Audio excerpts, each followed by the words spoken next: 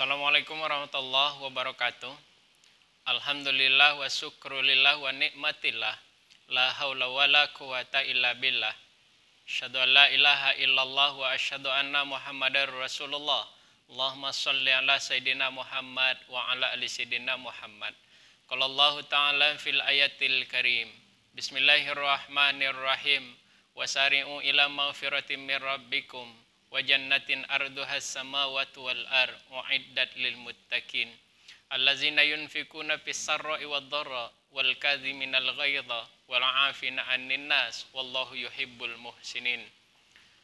Bapak dan saudara-saudara kaum muslimin dan muslimat di mana saja berada, saat ini alhamdulillah kita dalam suasana Ramadan yang Allah berikan hadiah langsung kepada kita.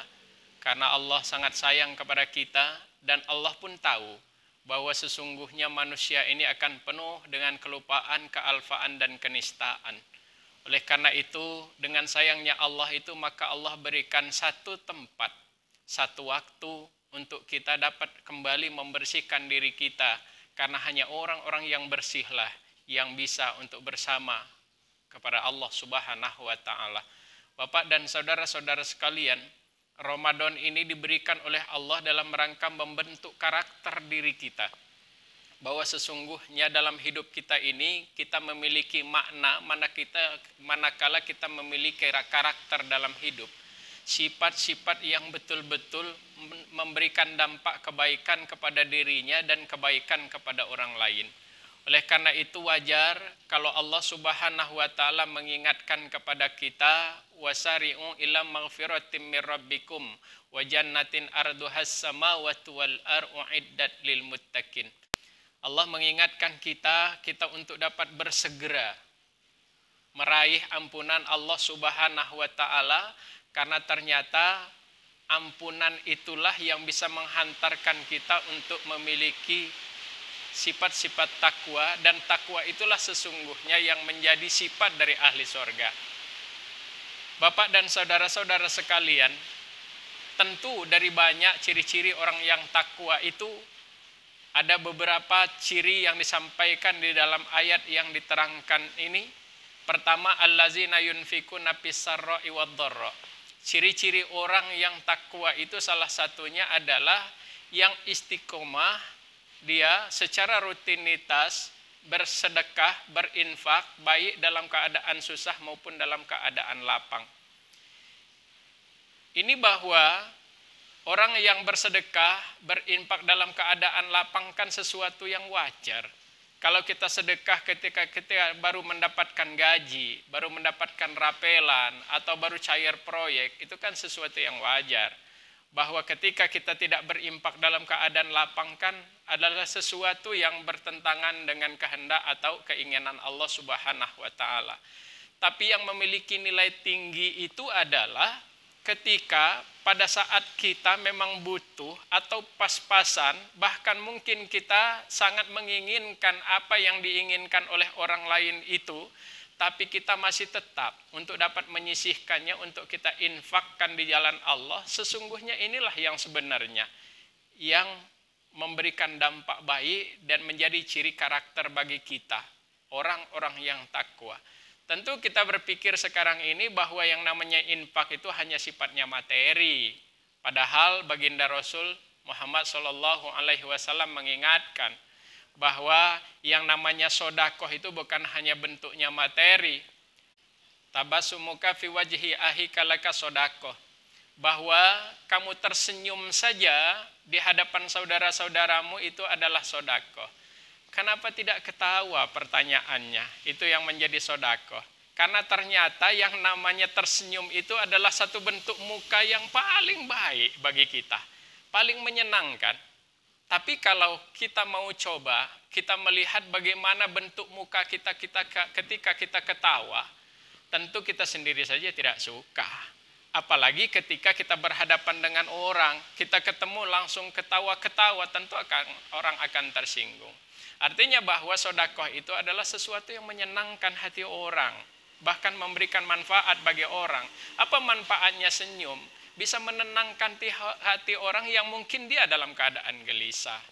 Yang kedua, ciri-ciri orang takwa itu adalah wal kadhiminal ghaiza. Orang yang mampu mengendalikan hawa amarah pada saat punya kesempatan untuk marah. Jadi marah itu sesungguhnya memang merupakan sifat manusiawi kita.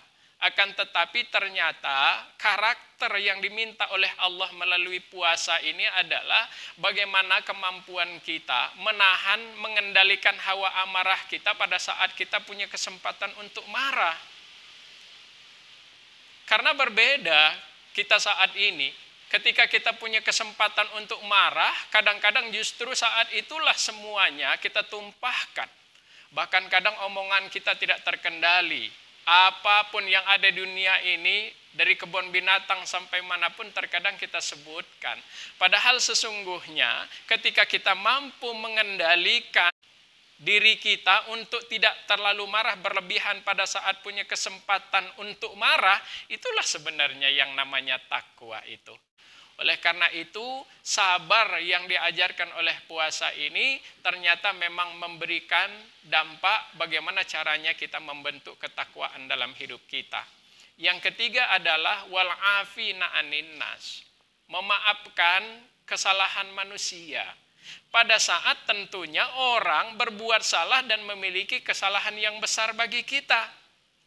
Kalau orang tidak salah dengan kita, tentu kita nggak punya beban untuk dapat memaafkan. Bahkan bersalaman, bermusafahah pun kadang-kadang kita punya cara yang indah.